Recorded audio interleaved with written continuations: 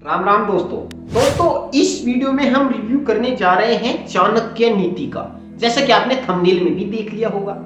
और एक बात आपको यहाँ पे कंफर्म करा देना चाहता हूँ कि मैं जिस भी बुक का रिव्यू करने जा रहा हूँ, मैं इस पब्लिकेशन का प्रचार नहीं कर रहा हूँ। मैं प्रचार कर रहा हूँ चाणक्य नीति का। चाहे आप किसी भी पब्लिकेशन के लिए, बहुत सारे पब्लिकेशन है जो चाणक्य नीति छापते हैं। तो चाणक्य नीति आचार्य चाणक्य जी ने लिखी थी। इसके अंदर जो है 17 अध्याय दिए गए हैं। और अगर इसके सूत्रों की बात करूं तो इसके अंदर जो सूत्र है 567 सूत्र है जो आचार्य चाणक्य जी ने लिखे थे। आपको पता होगा इन्होंने चंद्रगुप्त मौर्य के गुरु थे। चंद्रगुप्त मौर्य को इन्होंने कैसे एक राजा बनाया था वो कथा आपको पता भी होगी। अगर नहीं पता है तो गूगल पर सर्च करके पता कर लो। और यहाँ पर अब हम इस बुक का रिव्यू कर रहे हैं। अंदर से आपको दिखाऊंगा खोल के किस तरह की ये चाणक्य नीति है, इसमें किस तरह अनुवाद किया गया है। वैसे बहुत सारे प्रकाशन आप किसी भी प्रकाशन की खरीद सकते हैं, अमेजोन से, फ्लिपकार्ट से, जहां से भी आपको अच्छी लगे वहां से।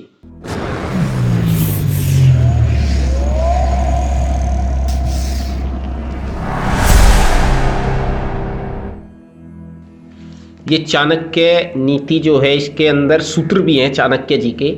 और पब्लिकेशन भले ही कोई सा भी हो, कोई भी अच्छे से पब्लिकेशन के आप खरीद सकते हैं, क्योंकि यहाँ प्रचार पब्लिकेशन का नहीं हो रहा है, यहाँ पे प्रचार हो रहा है चाणक्य नीति का।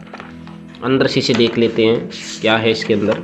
आचार्य चाणक्य प्रणीत चाणक्य नीति, ओम बुक्स इंटरनेशनल, ये इसका पब्लिकेशन है। आप कोई भी खरीद सकते हैं, इसमें कोई ऐसी बात नहीं है। आगे देखते हैं। हाँ, इन्होंने ये विषय सूची दे रखी है, बहुत अच्छी बात है।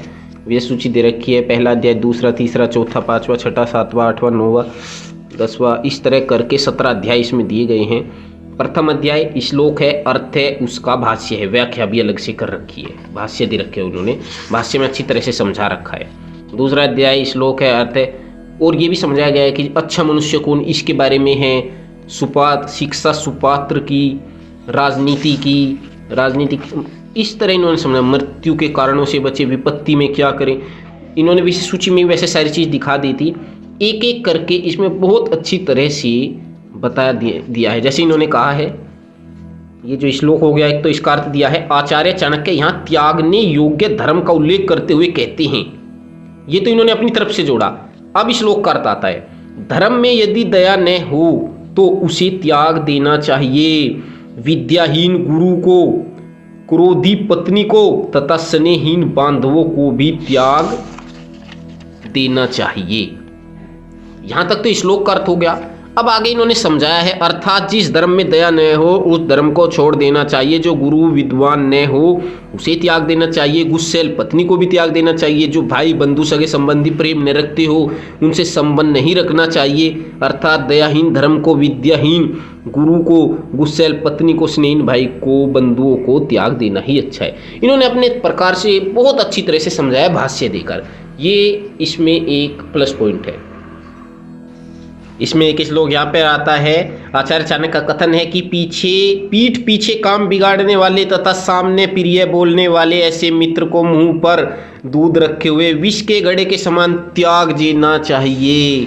देखते हैं ये भाष्य में क्या समझाते हैं। अभिप्राय यह है कि एक विष भरे घड़े के ऊपर यदि थोड़ा सा दूध डाल दिया जाए तो फिर भी वह विष का ही घड़ा कहा जाता है।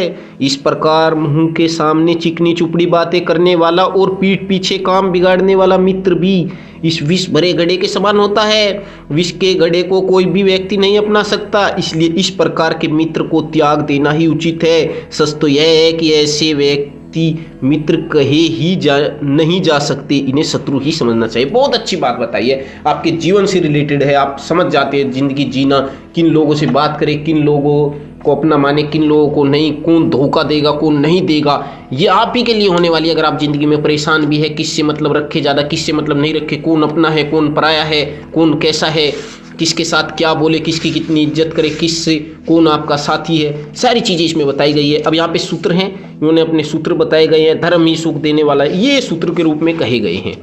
इनकी बातें, आलसी को कुछ भी प्राप्त नहीं होता, बहुत अच्छी बातें हैं, आपके निजी जीवन से रिलेटेड है। ये देखते हैं इसके अंदर कितने सूत्र इन्होंने दिए हैं।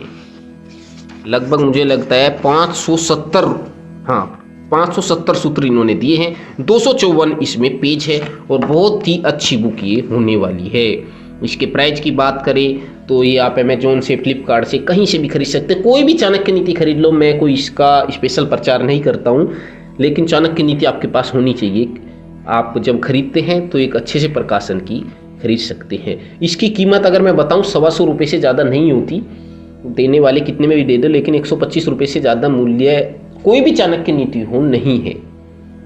आशा है दोस्तों आपको ये रिव्यू पसंद आया होगा। आपकी राय जो है आप कमेंट करके हमें बता सकते हैं अपनी राय। धन्यवाद।